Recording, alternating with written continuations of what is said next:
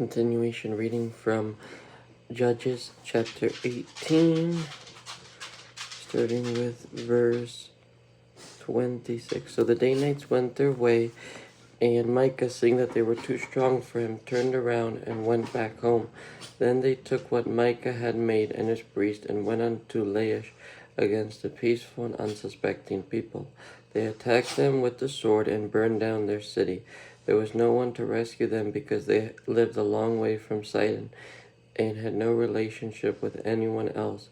The city was in a valley near Beth Rehob. The Danites rebuilt the city and settled there. They named it Dan after their forefather Dan, who was born to Israel, though the city used to be called Laish. There the Danites set up for themselves the idols, and Jonathan, son of Gershom, the son of Moses, and his sons were priests for the tribe of Dan until the time of the captivity of the land. They continued to use the idols Micah had made all the time the house of God was in Shiloh, a Levite and his concubine. Chapter 19.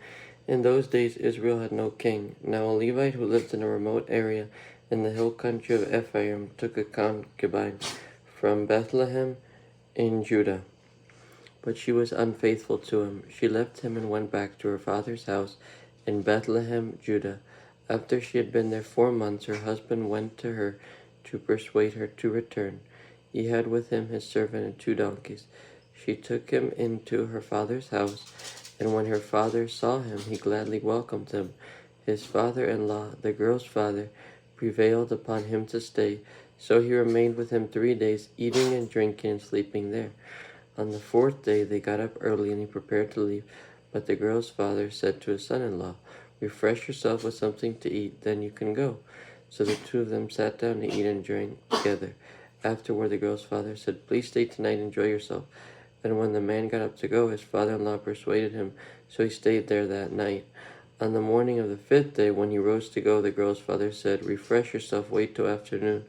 So the 2 of them ate together. Then when the man with his concubine and servant got up to leave, his father-in-law, the girl's father, said, "Now look, it's almost evening.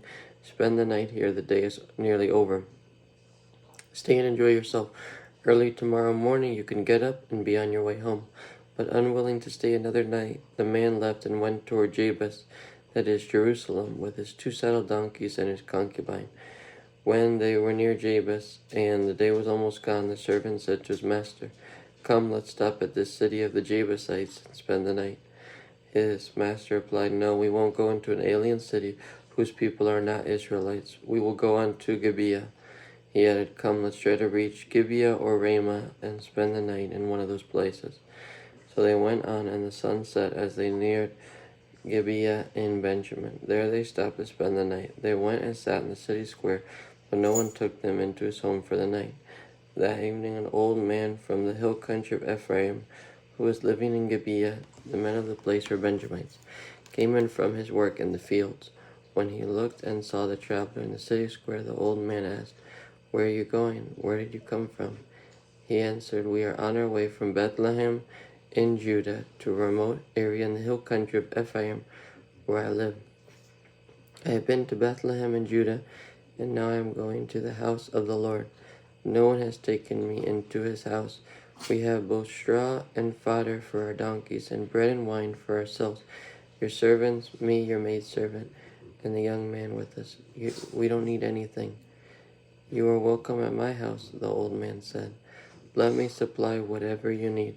Only don't spend the night in the square." So he took them into his house and fed his donkeys.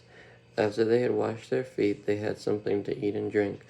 While they were enjoying themselves, some of the wicked men of the city surrounded the house. Pounding on the door, they shouted to the old man who owned the house, "Bring out the man who came to your house so we can have sex with him." The owner of the house went outside and said to them, "No, my friends, don't be so vile. Since this man is my guest, don't do this disgraceful thing. Look, here is my virgin daughter and his concubine.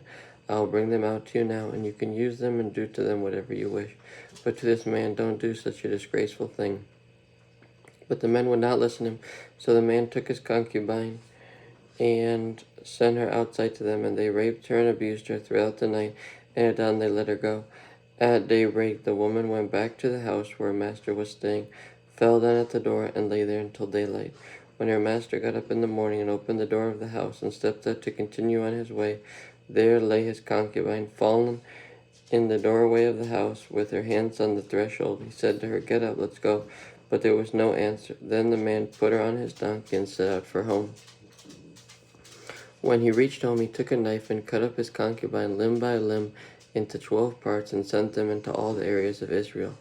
Everyone who saw it said, "Such a thing has never been seen or done, not since the day the Israelites came up out of Egypt." Think about it, consider it, tell us what to do. Israelites fight the Benjamites. Chapter 20. Then all the Israelites from Dan to Beersheba and from the land of Gilead came out as one man and assembled before the Lord in Mizpah. The leaders of all the people of the tribes of Israel took their places in the assembly of the people of God, 400,000 soldiers armed with swords. The Benjamites heard that the Israelites had gone up to Mizpah. Then the Israelites said, "Tell us how this awful thing happened." So the Levite, the husband of the murdered woman, said, "I and my concubine came to Gibeah in Benjamin to spend the night. During the night, the men of Gibeah came after me and surrounded the house, intending to kill me. They raped my concubine, and she died. I took my concubine, cut her into pieces, and sent one piece to each region of Israel's inheritance, because they committed this lewd and disgraceful act in Israel. Now all you Israelites, speak up and give your verdict." All the people rose as one man, saying, "None of us will go home. No, not one of us will turn to his house. But now this is what we'll do to Gibeah. We'll go up against it as the lot directs. We'll take 10 men out of every 100 from all the tribes of Israel, and 100 from 1,000, and 1,000 from 10,000, to get provisions for the army. Then when the army arrives at Gibeah and Benjamin, it can give them what they deserve for all this vileness done in Israel." So all the men of Israel got together and united as one man against the city. The tribes of Israel sent men throughout the tribe of Benjamin, saying, "What about this awful crime that was committed among you? Now surrender those wicked men of Gibeah, so we might put them to death and purge the evil from Israel."